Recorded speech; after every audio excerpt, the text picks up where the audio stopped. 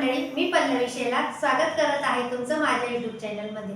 तर मित्रांनो, थंडीचे दिवस चालू आहेत आणि गरमागरम पालक बट्ट यासोबत भाकर आणि भात अतिशय चविष्ट हा मेनू असणार आहे। पण हे पालक बट्ट कसं बनवायचं, यामध्ये कोणकोणत्या गोष्टी ॲड होतात, या सगळ्या गोष्टी मी आज तुमच्यासोबत शेअर करणार आहे। चला तर व्हिडिओला सुरुवात करूया।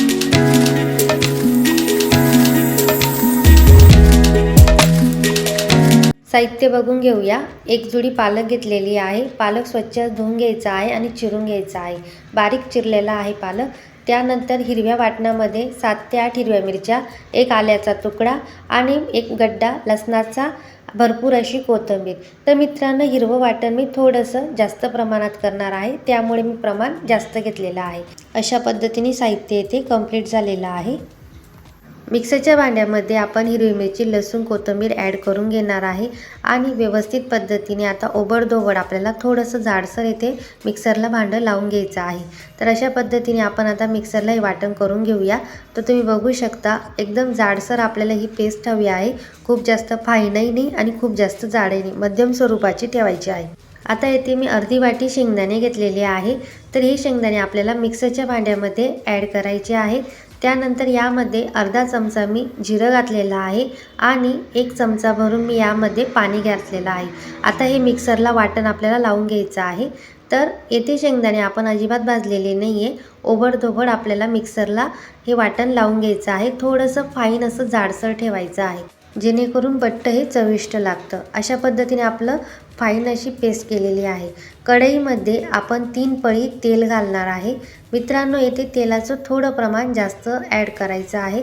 तुम्हाला वाटलं तर तुम्ही कमी जास्त करू शकता। आता यामध्ये 1 चमचा भरून जिरं घालायचं आणि तुमच्या गरजेनुसार तुम्ही येथे हिरव्या वाटण घेऊ शकतात।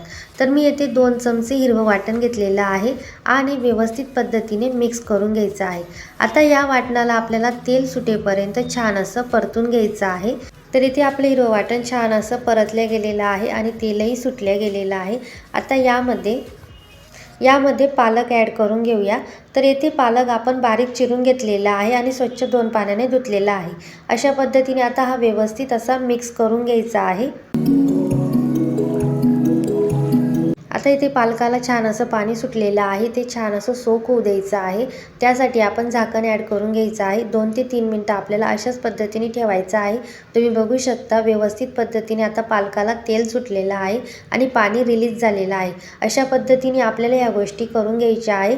तर छान असा पालक आपल्याला इथे शिजल्या गेलेला आहे। आता या स्टेजला आपल्याला यामध्ये अर्धा चमचा हळद घालायची आहे। व्यवस्थित असं मिक्स करून घ्यायचं आहे। आता येथे आपण शेंगदाण्याचं जे वाटण केलेलं होतं ते सुद्धा यामध्ये ॲड करून घ्यायचं आहे आणि व्यवस्थित पद्धतीने मिक्स करून घ्यायचं आहे। तर येथे वाटण व्यवस्थित असं परतलं गेलेलं आहे आणि या वाटणाला आपल्याला तेल सुटेपर्यंत छान असं परतून घ्यायचं आहे, जेणेकरून शेंगदाणे सुद्धा छान असे भाजले जातात आणि त्याला एक चव सोडते आणि शेंगदाणे पण तेल सोडतं। 2 मिनिटांसाठी वाफ काढून घ्यायची आहे आणि बघा किती छान पद्धतीने याला तेल सुटलेलं आहे। आता यामध्ये अर्धी पळी मी पाणी घालणार आहे।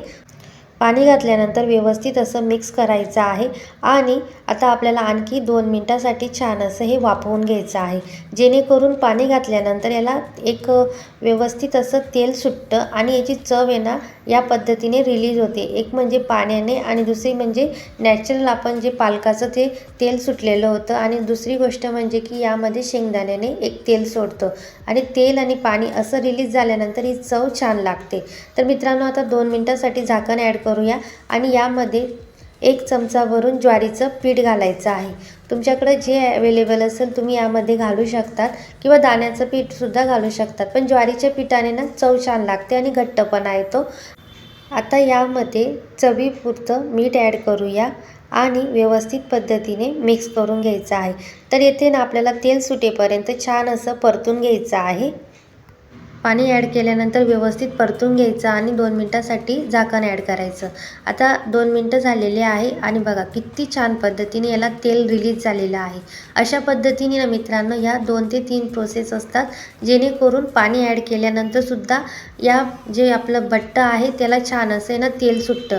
आता आपण आहे ना फायनल हे बट्ट छान असा मसाला बट्ट्याचा तयार झालेला आहे। आता तुम्ही याच्यामध्ये पाणी ॲड करू शकतात। तर मित्रांनो यामध्ये मी 4 वाटी पाणी घातलेलं आहे। आता तुम्हाला बट्ट तुमच्या आवश्यकतेनुसार तुम्ही घट्ट किंवा पातळ ठेवू शकतात, पण यामध्ये ना कमीत कमी 3 वाटी आणि जास्तीत जास्त 4 वाटी इतपत पाणी जातं, जेणेकरून हे बट्ट आहे ना मध्यम स्वरूपामध्ये घट्ट असतं। तर तुम्ही हे ना बट्ट पिऊ पण शकतात, त्यातल्या त्यात भाकरीसोबत चुरून खाऊ शकतात, किंवा तुम्हाला जर वाटलं तर भातासोबत थोडंसं बट्ट घट्ट करायचं आणि तुम्ही भातासोबत सुद्धा हे छान असं घेऊ शकतात। इतक्या सोप्या पद्धतीने मी हे बट्ट तुमच्यासोबत शेअर केलेलं आहे। आता यामध्ये 1 चमचा भरून साखर ॲड करायचं। साखरेमुळे छान असा गोडवा येतो आणि ज्वारीच्या पिठामुळे व्यवस्थित असं टेस्ट लागते, त्यातल्या त्यात घट्टपणा येतो। तर मित्रांनो काही महत्त्वपूर्ण टिप तुमच्यासाठी, बट्ट बनवत असताना आपल्याला शेंगदाणे येथे कच्चे घ्यायचे आहे, जेणेकरून एक नॅचरल चव ती सोडून जाते आणि हे बट्ट आहे ना कच्च्या शेंगदाण्याने चविष्ट होतं। त्यातल्या त्यात पालकाचं प्रमाण 1 वाटीच घ्यावं, जास्त घेऊ नये, जेणेकरून पालक फक्त आपण चवीसाठी टाकलेला आहे। नंतर यामध्ये हिरवा वाटणाचा वापर करावा, जेणेकरून हिरव्या वाटणामुळे अतिशय चविष्ट होतं। तर मित्रांनो आपल्याला येथे 1 उकळी हाय फ्लेमवर काढून घ्यायची आहे। हाय फ्लेमवर आपल्याला ही उकळी छान अशी काढल्यानंतर आपल्याला गॅसची फ्लेम स्लो करायची आहे आणि स्लो फ्लेमवर आपल्याला 2 उकळी काढायची आहे, जेणेकरून हे जे बट्ट आहे याची तरीसुद्धा छान अशी राहते आणि व्यवस्थित असं बट्ट्याला घट्टपणा येतो। त्यासाठी ना सुरुवातीला 1 उकळी हाय फ्लेमवर काढायची आहे आणि 2 उकळी आपल्याला येथे स्लो फ्लेमवर घ्यायची आहे, जेणेकरून बट्ट्याची चव अजिबात इकडे तिकडे होणार नाही आणि शेंगदाण्याचं बट्ट हे फुटणार नाही। लक्षात घ्या मित्रांनो, हाय फ्लेमवर जर तुम्ही बट्ट 3 उकळी काढली तर हे बट्ट फुटण्याचे चान्सेस असतात आणि तरी उडून जाते। त्यामुळे सुरुवातीला 1 उकळी हाय फ्लेमवर घ्यायची आहे आणि 2 उकळी आपल्याला इथे स्लो फ्लेमवर घ्यायची आहे। अशा पद्धतीने आपले स्लो फ्लेमवर छान अशी उकळी आलेली आहे। आता मी तुम्हाला फायनल असं हे बट्ट दाखवते। तुम्ही बघू शकता अतिशय सुंदर पद्धतीने हे बट्ट तयार झालेलं आहे। तर मित्रांनो बट्ट्याचा रंग बघा, त्यातल्या त्यात चव इतकी भन्नाट असते की तुम्ही जेवणाच्या ताटाला अशाच पद्धतीने पिणार, तुम्ही भाकरीसोबत सुद्धा चुरणार नाही आणि असाच या 2 वाटी तुम्ही पिणार। इतकं सुरेख हे बट्ट होतं, मी तुम्हाला शब्दात सांगू शकत नाही। त्यातल्या त्यात जर तुम्ही येथे 1 चमचा 2 चमचा जर साखर ॲड केली आणि जर तुम्ही हे बट्ट थोडंसं गुळचट ठेवलं ना, तर तुम्ही 1 वाटी जेवणाच्या ताटाला असंच पिणार सूप म्हणून। इतकं सुरेख होतं ना हे बट्ट, मी तुम्हाला शब्दात सांगू शकत नाही। आणि रंग बघा, तरी बघा, इतकं सुरेख झालेलं आहे ना, एकदा ट्राय करून बघा, तुम्हाला नक्की आवडेल।